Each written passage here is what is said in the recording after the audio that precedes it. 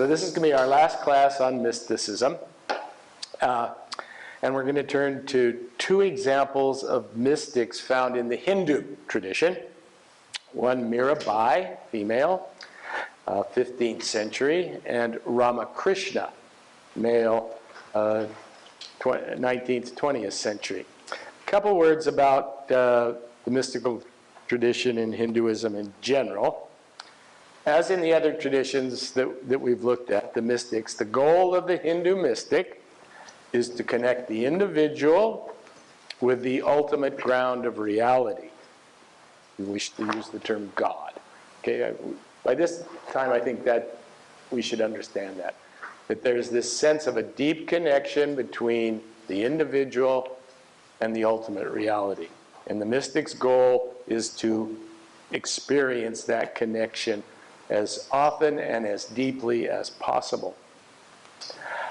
This can be seen in terms of the Hindu tradition of this famous phrase, Tat Tvam Asi, which in Sanskrit means, you are that one. You, your individual soul, is one with the divine reality. Tat Tvam Asi. There you can see the notion of the ocean and the wave, which I often refer to. The ocean is the ultimate reality. The wave or the drop is you. You seem separate, but what do we know about the drop and the ocean? They're both water. That's the connection. In the tradition, this ultimate reality can be referred to as either sagun or nirgun. Nirgun means without qualities. So you can refer to the ultimate reality without referring to it personally or anthropomorphically, just as the ultimate essence of things, the indescribable, etc. That's nirgun, without qualities.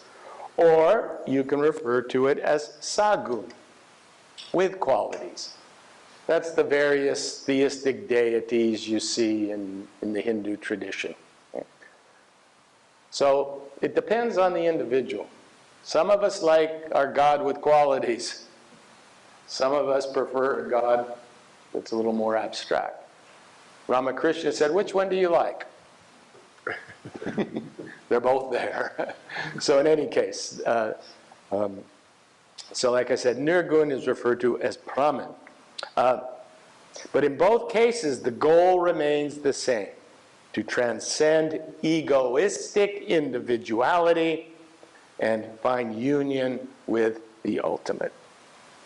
So let's turn to Mirabai, born in 1499 in Marwar, Rajasthan.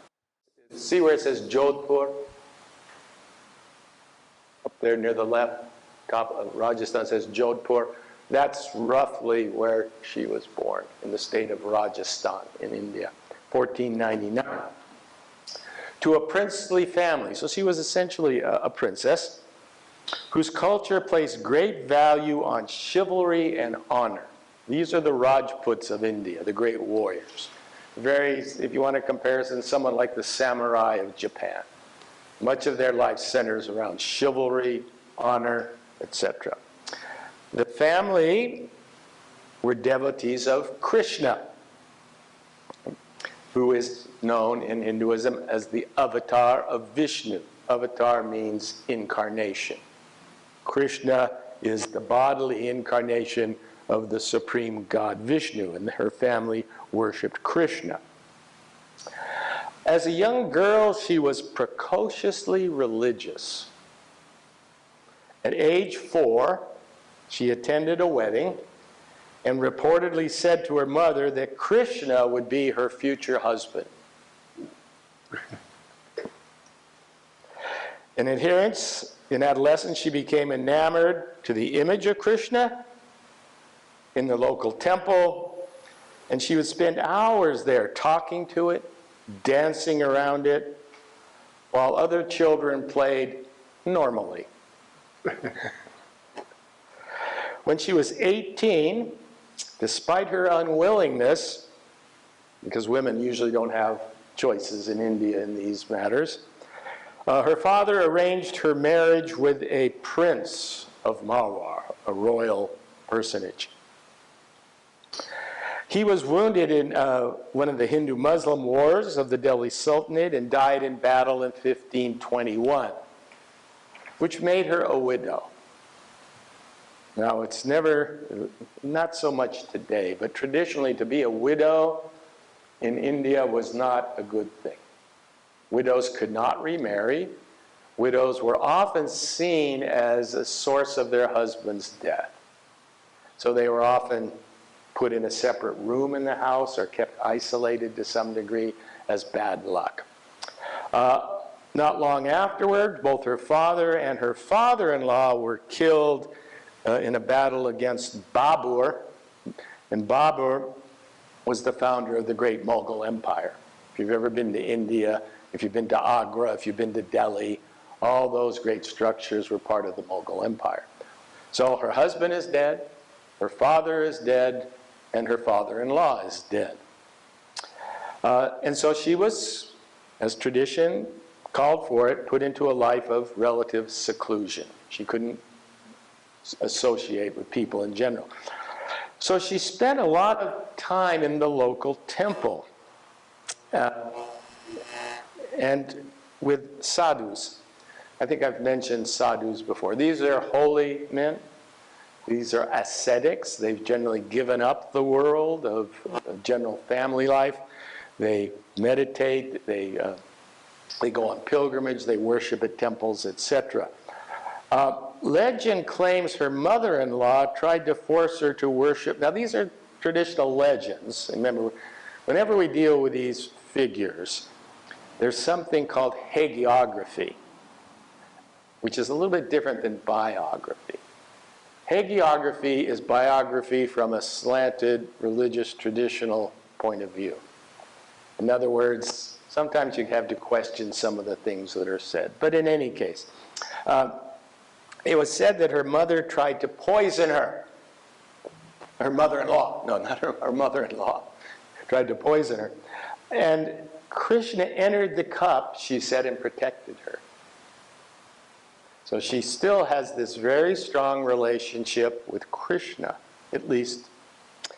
Then rumors began to spread that maybe she had a secret sadhu lover. Now, first of all, she's a widowed woman. Now, this is a good way to give a bad image to someone. It still works today, doesn't it? You know, you sort of spread these things.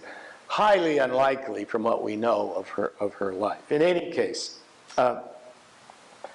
so she's very, very, very unhappy. And she sends a letter to a man by the name of Tulsi Das, who would become a great Hindu saint. He was the author of one of the great devotional books of Hinduism called a work based on the Ramayana, or the story of Rama. And she asked him what she should do. And this was his advice. Abandon those who deny your worship of Krishna as if they are your enemies, even though they are your dearest relatives. So he's telling her to go beyond family, which in India, once you go beyond family, there's not much outside. It's not like here where you can just leave, at least in traditional India. Reminds me a little bit about what Jesus said about family. Remember what he said, John? My mother's, father's, brothers and sisters, my true mothers and fathers and sisters are those who do the will of God. Yeah. So in other words, there's a larger connection. So he's saying to her, the Gopis, and I'll get to the Gopis, disavowed their husbands in order to attain the Lord. Their lives were the happier for having done so. The opinion of the saints is that the love of God alone is true and eternal. All other relationships are temporary. So he's advising her to leave, which would take a lot of courage. A lot of courage. I mentioned the Gopis. Who are the Gopis? Okay, in the Krishna legend, Krishna grows up in the countryside and amongst the cowherds, and these are the women of the village who flock to him when he plays his flute. Now we got to remember here who Krishna is in these stories. He's supposed to be an incarnation. He's not some handsome guy. And so the story usually relates that the Gopis are the human soul that are flocking to Krishna. So what Tulsidasa said, go and become like the Gopi. Relate yourself to Krishna. Your family has sort of disbanded you. Go do this. Just before she leaves, however, she goes into sort of a depressed, a great depression, and she feels like she's going to take her own life. And then she has a vision of Krishna. She has a vision of Krishna. And she hears these words, "My dear Mira, your life with this mortal husband is over now. You are absolutely free. Be cheerful. You are mine. Proceed to the bowers of Vrindavan. Seek me there, my child. Be quick." So, however you want to explain this, from this sort of depth of despair, she has this vision. Notice he says, go to Vrindavan. Vrindavan is the area where Krishna grew up in the stories with the Gopis. He says, go there. It's a forest. It's 11 miles from the city of Mathura, about 100 miles from Delhi. I don't know if you can see on the map there. You can see. Yeah. It's a very sacred spot for those who worship Krishna. It would be somewhat like perhaps Bethlehem or even Nazareth for Christians.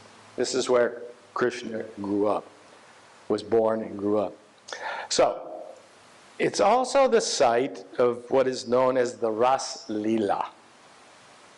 This is the dance of divine love between Krishna and the Gopis. Now remember, the Gopis literally are the cowherds' wives, but symbolically they're the human soul. The human soul dancing with the divine. You see the mystical idea here? Dancing with the divine. Remember the whirling dervishes? The dance that brings that union? There's a similar thing in Hindu mysticism. It's called the Ras Lila. If you've ever been to an Indian restaurant, I guarantee you will see this up on the wall somewhere. It's one of the most famous pictures, known as the Ras Lila. It's an ecstatic union between the soul and God. That's what it depicts. This is what's been written about it. Upon hearing the alluring flute music, which Krishna plays, the cowherd maidens, who were already in love with Krishna, left their domestic duties. They ran off to join him in the moonlit forest. Krishna and the gopis met and played on the banks of the river. When the maidens became proud of his attention, however, their beloved Lord suddenly vanished from their sight. The gopis searched everywhere for Krishna. They soon found that he was not there. Then Krishna cleverly reappeared and spoke to them of love. Now this is a very important aspect of Hindu mysticism. It's called separation and union. You only get the ultimate of union when you have felt separated. Don't we experience that somewhat in terms of our human romantic relationships? When you're separated, you long for the union. And this is the notion. It's a dialectical. Because once you get the union, it can't last forever. Then you're separate. Then there's union. And that's what this dance... So, the story culminates in the dance. The gopis link arms together, forming a great circle. Now this is what's interesting. By divine arrangement, Krishna dances with every maiden at once, yet each one thinks she is dancing with him alone. So that we all have a mystical relationship with the divine, and when we have it, we think it's just ours. But it's everyone's. It's all of creation's, actually. So this theme of separation and union, and we'll see it in some of her poetry later. She thus becomes a sadhvi, which is a female sadhu. Very rare in India. Very rare, you do find them. She becomes a sadhvi, and she begins to wander around Vrindavan. And what is she doing while she's wandering? Singing the praises of Krishna. Hare Krishna, Hare Krishna. Krishna, Krishna, Hare Hare. Hare means God. So she's having this constant, or trying to, mystical relationship with Krishna. She spends a lot of time in this very famous temple called the Govinda Mandir. You can go there today. It's one of the most holy spots in Krishna worship. And she expresses her devotion in song and poetic song and dance.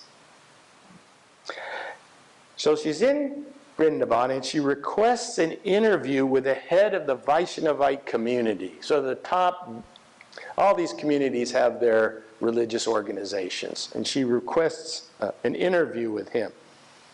And he said, I can't see you.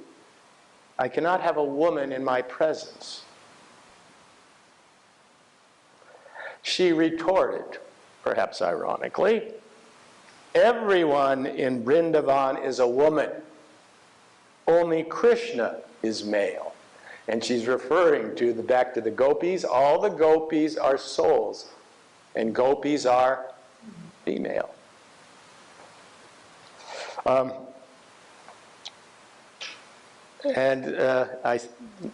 He still wouldn't see her. But in any case, after a number of years, she left Vrindavan and went to another holy spot for Krishna worship in Gujarat. She walked. And how did she get there? She walked.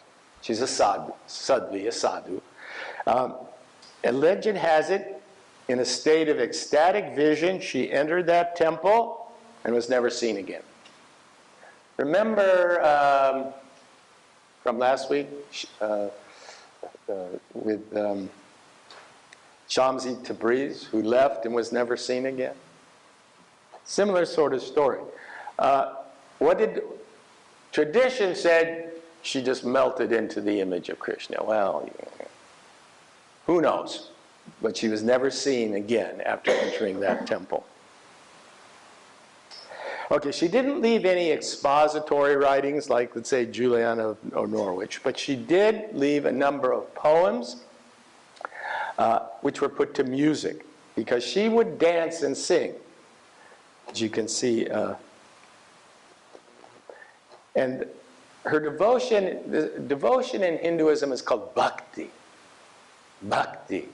This is the path of devotion. Complete absorption in the love of God.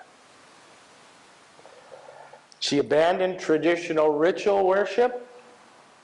She didn't need priests, she said. All she needed was her personal relationship with Krishna. This is what we see with the mystic. They often push aside the ritualistic, the more formalistic, as secondary, if perhaps not even necessary. But in any case, this is what she did. And she would start, she would dance, and she would sing. Sometimes she would swoon. She would lose consciousness.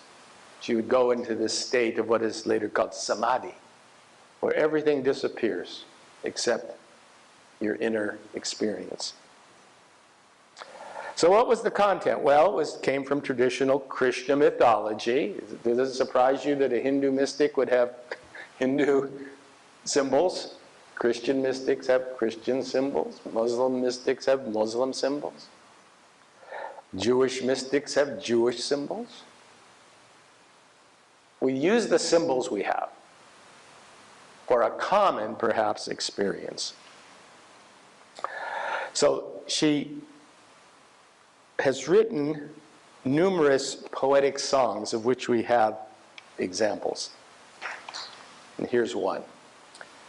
If I had known that falling in love was to fall in love with pain, I would have thundered a drum to proclaim through the city love was banned. I am crazy with pain and no one understands it. Only the wounded knows the pain of the wounded, saving the fire in his heart. Only the jeweler knows the value of the gem, not the one who has lost it. O Lord, Mira's pain will only go when Krishna returns. So she's feeling this separation. She's longing for that union. So her life is sort of a dialectic between separation and union. And she sings out poetically for that. So this devotional love is a type of liberation that she sees from the world of Maya. So this is sort of illusory. What's real to her is when she's in touch with Krishna. Everything else is sort of relatively unreal. Not unreal like it isn't here, but unreal that it doesn't last. What does it mean for something to exist? To be. Not to become. To be. Everything out here is becoming all the time. Becoming something else than it is.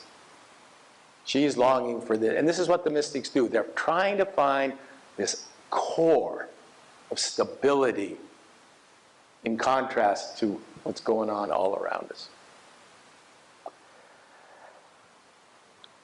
Now what's interesting here, she says, surrendering to Krishna on the one hand is the most easy of requirements.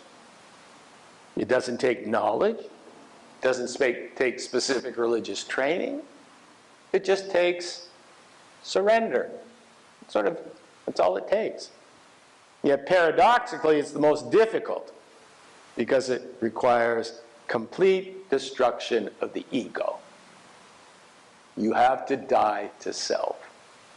And that ego doesn't like that. The ego wants to hang on. Even though the ego may well know that what it's hanging on to is disappearing, it's what we call sort of psychological denial. We hang on to things we think are going to last when we know they don't. So this is what she said. It's easy on one hand to surrender. You don't have to know, you don't have to train, you don't have to read theology, you don't have to know all the ritual, you just surrender. But it's the most difficult. And she says this is open to everybody. Caste doesn't matter. Now in India, caste matters. Caste is the group that you're born into. You can't leave it. You have to marry, especially at this time, you have to marry within it. You only eat with people of a certain caste. That's how social bonding was contained. She says, that's not necessary. So she writes this. The plums tasted sweet to the unlettered desert tribal girl. An unlettered desert tribal girl is at the bottom of the social hierarchy. But what manners to chew into each. She was ungainly, low-classed, ill-mannered, and dirty. But the god took the fruit she had been chewing. Why? She knew how to love. Common theme, right, from all the mystics. She might not distinguish splendor from filth, but she had tasted the nectar of passion. She might not know the holy books, but a chariot swept her away. Now she frolics in heaven, ecstatically bound to her Lord. The Lord of fools, says Mira, will save anyone who can practice love like that. That's the key, the love of the ultimate. Over time, the traditions that had scorned her eventually embraced her. We find this often happens. Today, she's often regarded as an incarnation of the goddess Radha, who was Krishna's eternal consort. It's interesting how those who are sometimes pushed away early, later in the tradition, are brought back in. She saw herself as Krishna's wife, if you will. You remember from an early on, she said to her mother, I will marry Krishna. And I'm sure most of you know this, that in the Catholic Church, nuns are married. They're married to Jesus. They wear a ring. At least they did traditionally. So this is what she wrote. I am married to the eternal husband. The Lord, that's Hari, resides in the heart of his devotees. Enjoy the company of the saints. Beloved Krishna, I am enchanted by your beautiful face. Now notice how personal this is. This isn't abstract. She's referring to his beautiful face. The name Krishna is my only obligation. Let the worldly people criticize our love. Krishna, darling. Intimacy. Please listen to this modest request from me. It's all right to be crazy for God's love. Reminds me a little bit, this is a little more perhaps erotic, but Jesus referring to God as Daddy. It's that intimate note. This isn't just some abstract relationship. This is deeply felt. It's intimate. Now, what do we do with this? We can respond in a variety of ways, and this has been done in analysis by thinkers. It was just a creative response to an overt patriarchal society. Okay? Strong, paternal, and this is her escape. Or, as Freudians might posit, it was sublimated response to sexual frustration. And Freudians have said that. But they also said it about Teresa of Avila, by the way. Or was it something else? Namely, a mystical, transcendent experience drawn from the depths of the subconscious, or, if we want to use Jungian terms, universal consciousness? Who knows? Those have been the three main explanations. You probably tend to go with the one that speaks to you. But I like this. Who knows? As it says in the Upanishads, which is another group of sacred texts, in general, this isn't about her, but he in highest heaven verily knows it. Or perhaps he doesn't even know. There are just some things that you have to admit are unknowable. And we tend to see them as we want to see them. Many of our beliefs are projections of what we want. So if you're a Freudian, how do you want to see her? You want to see her as a frustrated, hysterical female. If you're a feminist, you may want to see her as a response to an overtly patriarchal society. If you're a mystic, you say, you know, maybe she had a mystical experience. So I think it's important for all of us whenever we make a judgment, try and ask, where are we coming from in our judgment? And you're probably not, so who knows the answer to this? Who knows?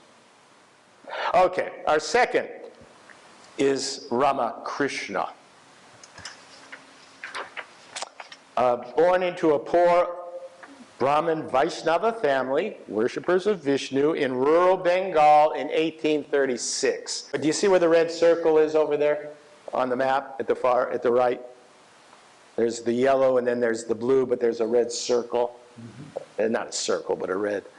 That's where he was born. That's Bengal. Today, it's a combination of Bengal and another country called Bangladesh. Originally, it was all one province called Bengal. Bangladesh didn't come into being until 20th century. after Pakistan. But just to give you, that's where he was from. Poor rural family. Like Mirabai, he was precociously religious.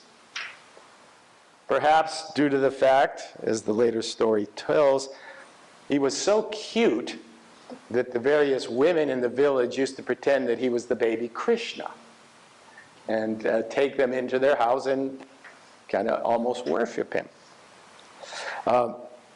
As a result, as a young boy, he used to play with his one friend all the stories about Krishna, while the other kids were doing normal stuff again.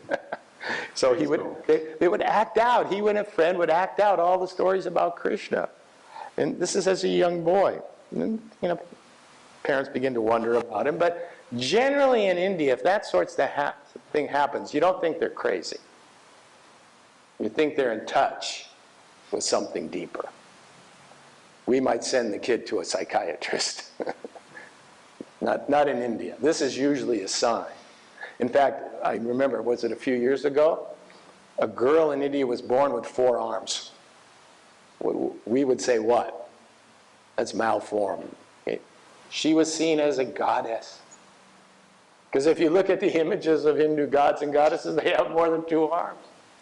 So again, the cultural perspective is always important. In any case, he had his first mystical experience at the age of 6. He was walking in the paddy fields when he saw a flock of white cranes fly over against the backdrop of dark thunder clouds. So there's the dark thunder clouds and these white cranes. And he saw them. He became so absorbed in the scene that he lost consciousness and was unconscious for several hours.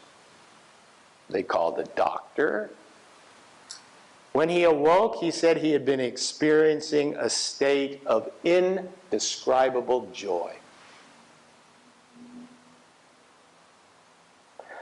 His father died the following year. The next decade, family finances began to go downhill, so the family sent him at age 16 to Calcutta, to this temple, one of the most famous temples in India, Dakshineshwar Temple. Worships the goddess Kali. She looks kind of mean, but actually she's the mother of the universe. Most people who see this are struck by what? The tongue. It's not Mick Jagger. It's the lolling tongue represents time. She's lolling up time. And when you loll up time, what are you doing? It's death. So she's the goddess of death, but she's also the goddess of life. How can that be? Well, life and death come together. Things are born, they live, things die. We tend to do what? Separate them. Life and death are part of a process, an ongoing process. So anyway, he becomes under his brother, sort of an acolyte in this temple, and then his brother dies, and it really throws him in a loop. At a later time in his life, he will say that he probably verged on the edge of psychosis. He got to this very deep, dark, despairing place. He would bitterly cry out for the goddess to comfort him. He covered himself sometimes in filth and slept in the cremation grounds. He was identifying with death in its sort of totality emotionally. He decided, and remember Mirabai came somewhat close to this, if the goddess would not reveal herself, he would take his own life. Remember, she came close to wanting to take her. It's that deep, dark despair, which we find in Christian mystics too. St. John calls the dark night of the soul, when everything seems utterly despairing. What you're striving for just seems emotionally impossible. And then suddenly, he had an experience of the Universal Mother, which he described in the following words. Houses, doors, temples, everything vanished altogether, as if there was nothing anywhere. And what I saw was an infinite, shoreless sea of light. A sea that was consciousness itself. However far and in whatever direction I looked, I saw shining waves, one after another, coming towards me. And after this, he was spiritually healed. He lost all his despair. I don't know what psychiatrists would do with this. But he had this experience that lifted him up out of this despair. And he went on to become the leading priest at the temple and one of the great gurus of the 20th century, 19th, 20th century in India. He got around him a number of disciples. And he played the role of the traditional guru or teacher. He emphasized the cultivation of devotion and humility. He went so far as to cleaning the untouchable latrines. Now, if you know anything about caste in India, there's purity and impurity. Untouchables are the lowest of the low. You generally, traditionally, should not even, that's why they're called untouchable. You shouldn't even touch them or come near them because they will pollute you. He went into their latrines and cleaned them as a sign of humility. If you want a little bit of a comparison, maybe St. Francis going amongst the lepers, going to those who are taboo, those who are impure, the bottom, those who are completely outcast. He went there. He believed everything in life, wealth, family, personal achievement, was totally dependent on God and should be understood and experienced devotionally. Understand everything in your life devotionally as a form of worship.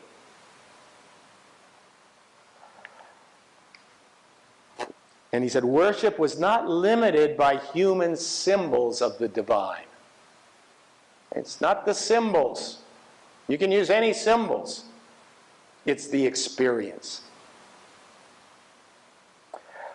His fame grew across India because he would have these ecstatic religious experiences. Everyone from princes to beggars came to see him. The whole range of Hindu hierarchy would come visit him. Whatever you think about the guy, he had some sort of spiritual charisma. And moreover, he wasn't using it for personal ends. He had three modes of experience. The first is called samadhi. I mentioned that earlier. It's a deep meditative state where an individual loses his sense of self. The sort of experience he had as a 6-year-old. He went into his inner being so deeply that self left and became absorbed into God or Brahman or whatever you want to call it. He said, in this state, God alone is real. And everything else is illusory, including yourself, your ego. Only God is real.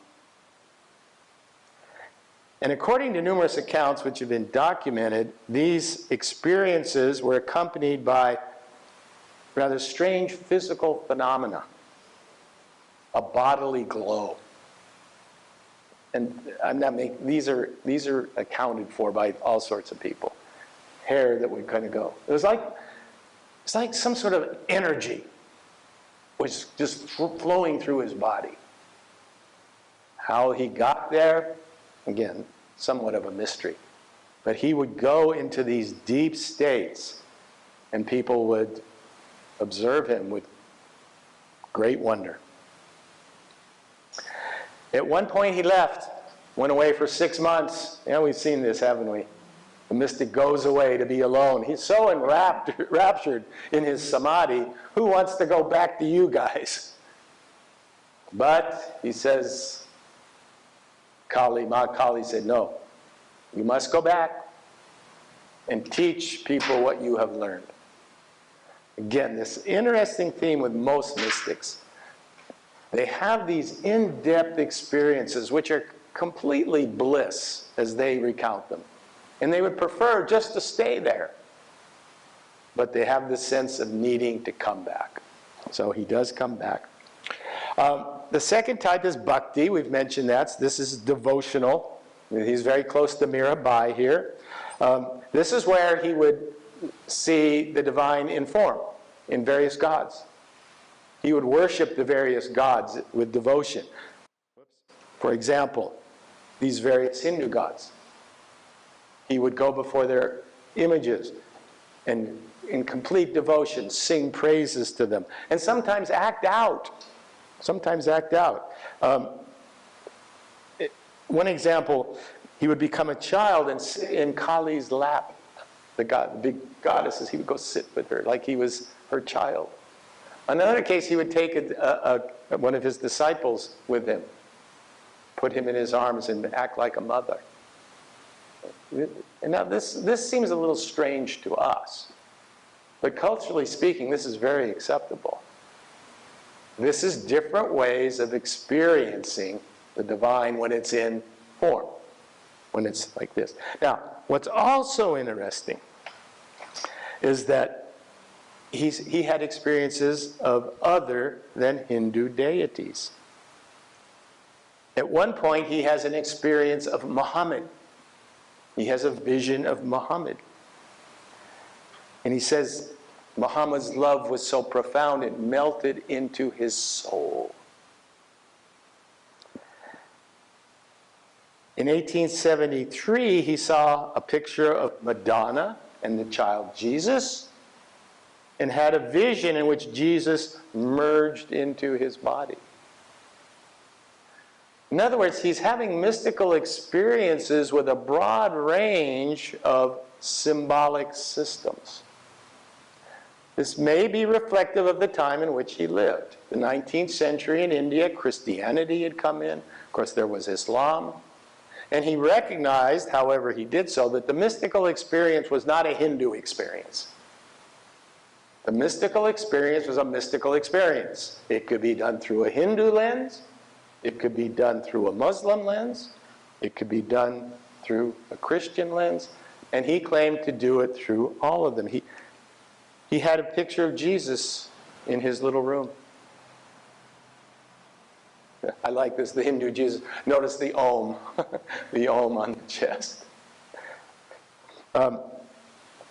He also had a picture of Jesus saving Peter. The third type is called Tantric. And this is an interesting one, and this is sometimes problematic. Tantric mysticism, now you've got to remember this is a Hindu culture which holds purity and impurity very high. Very high. Tantric mysticism wants to break down this idea that there are things that are pure and things that are impure. We saw an example of that already when he would clean the latrines. One of the things he would do in sort of ritualistic form was taste meat and taste wine. You say, what's the big deal? Well, in a Hindu purity system, one of the worst things you can do if you're a high caste is eat meat. If you eat meat, you are impure. If you drink alcohol, you're impure. Now, why was he doing this? Not because he wanted a burger, he wanted to have a good taste in his mouth, or that he wanted to get a little tipsy.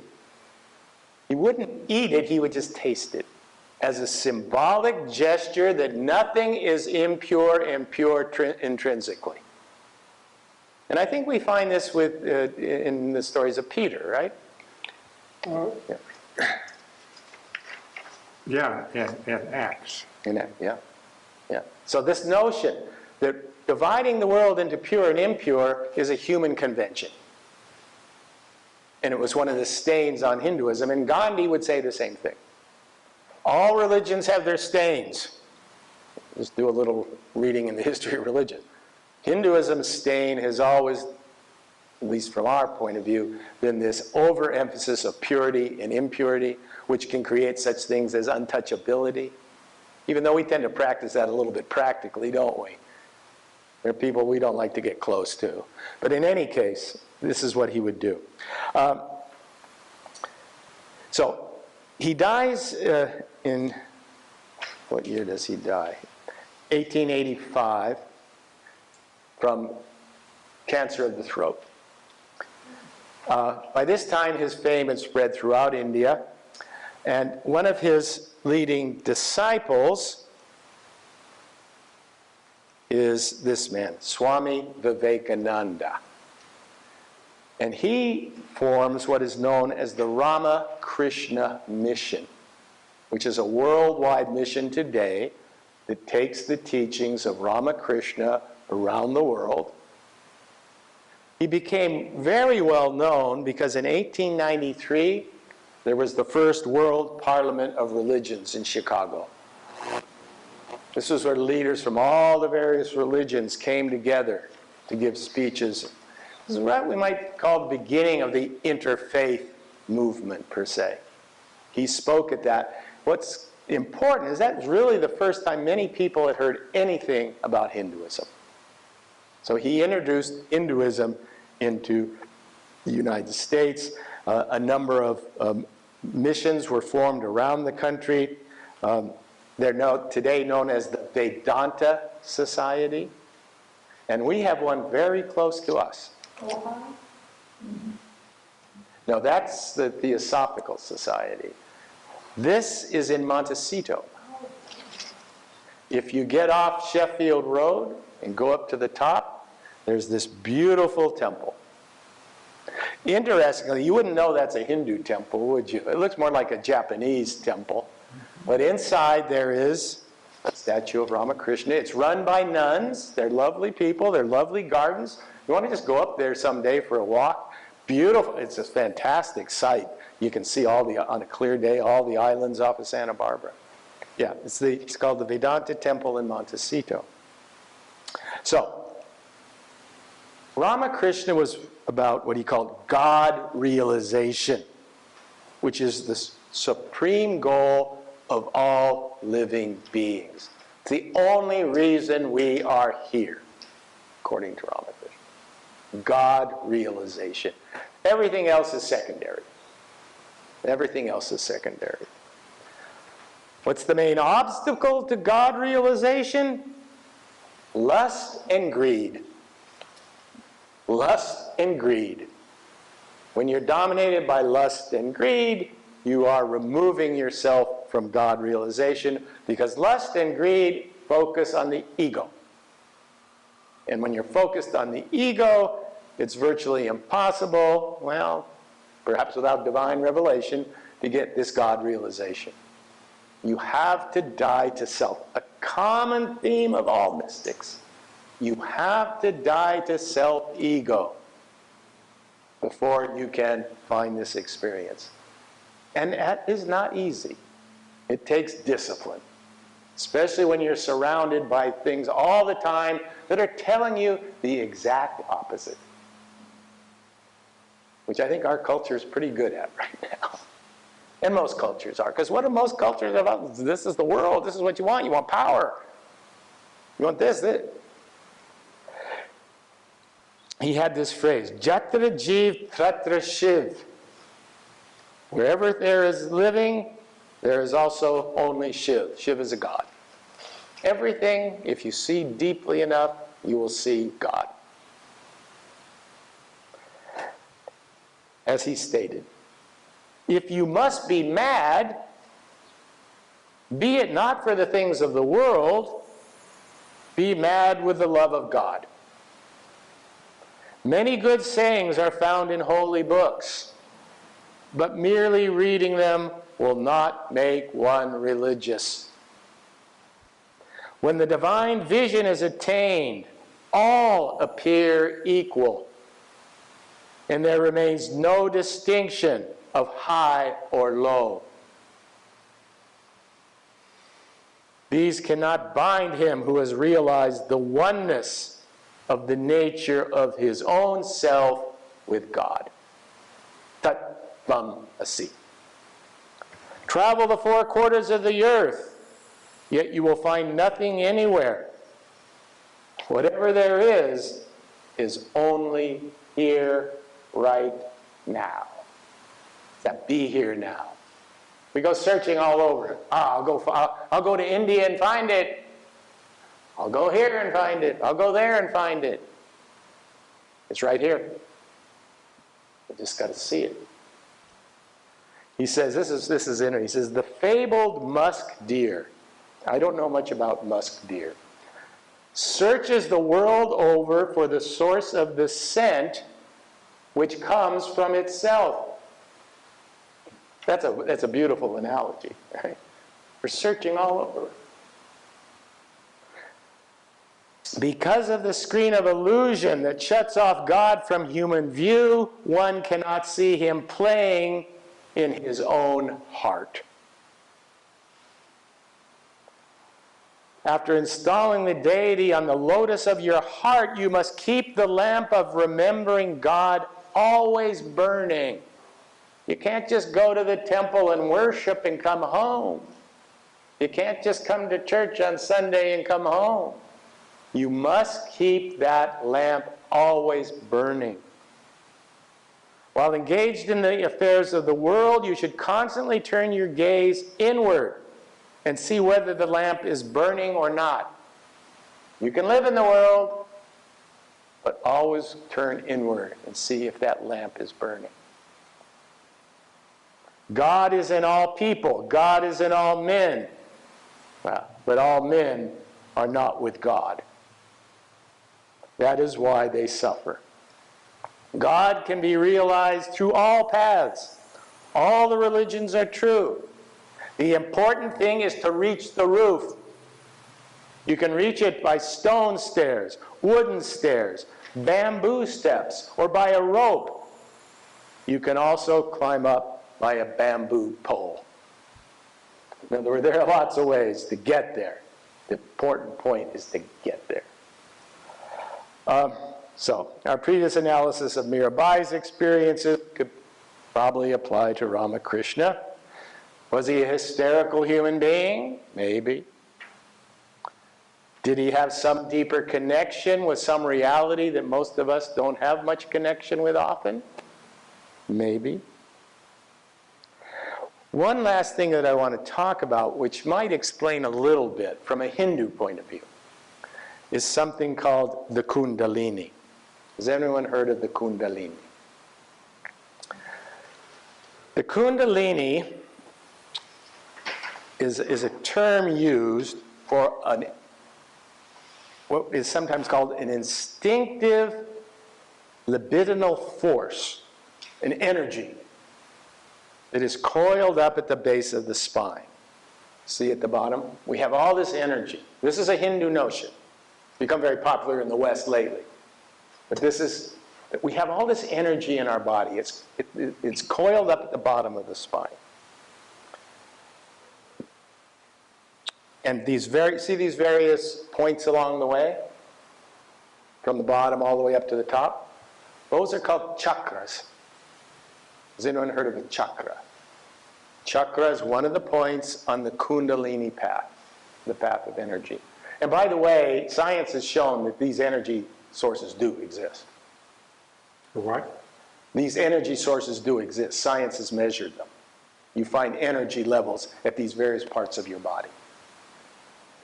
Now, what this system says is that the lower your focal point of chakra, that will determine more or less how you see the world.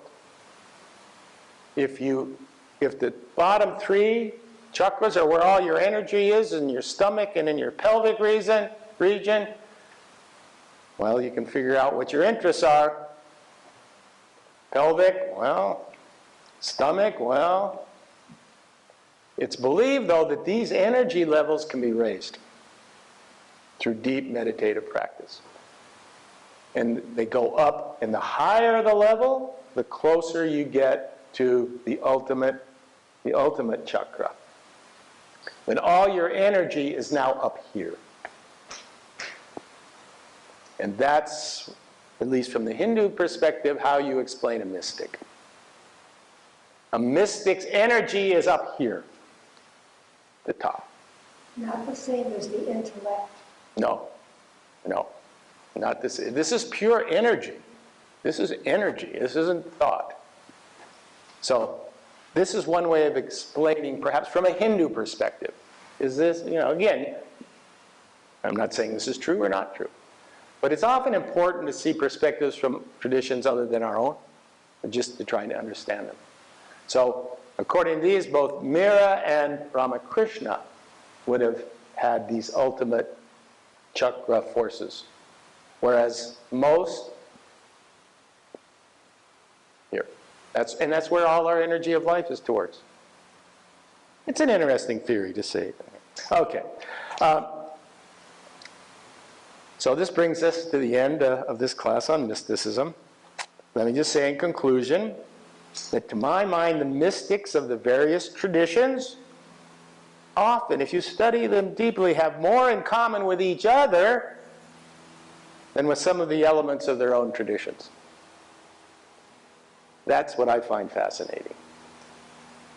That the mystics often have more, although they use different symbols, what they're talking about is, and how they're going about it, is quite similar to each other compared to other people in their own tradition who are taking different paths.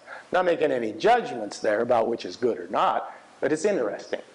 This mystical tradition seems to be a religious path that can be found in all the religious traditions. Okay. Let me just end with this quote, and then I'll read another a little bit lengthy. That's the Crown Chakra. I don't know if you can read that up there, but this is from a contemporary Muslim Sufi. He says, "Love is the essence of all religion." I think we've heard that a number of times now. Mysticism and philosophy. And for the one who has learned this, love fulfills the purpose of religion, ethics, and philosophy. And the lover is raised above all diversities of faith and belief. When you love in its totality, that's the essence of religion. And then he finishes up with these words. In a few words, mysticism is the raising of the consciousness from the limitations of our ego. Man seems to have lost communication with himself due to the tremendous pressures of everyday life. He's alive now, so he's writing about our experience, not 15th century, not 19th century. The mystic path helps one to come in communication with the deepest part of oneself. This opens the door to the heart. All the mysteries and wonders of life are obtained when one communicates with one's own heart. The mystic wants to love all the beauty of the earth, and so he opens himself. Therefore, his path is difficult. To love and yet not to be attached. To be in the crowd and yet in solitude. To be in the world yet not of it. A mystic says, man's very being is truth. Truth is truth, and to those who understand, it does not make any difference in what outer form it shows itself. The path that we tread is a delicate path. The less spoken of it, the better. That's that notion that mystics find it so difficult to put their experience into words. Okay, that sort of ends this series. Thanks again. Thank you.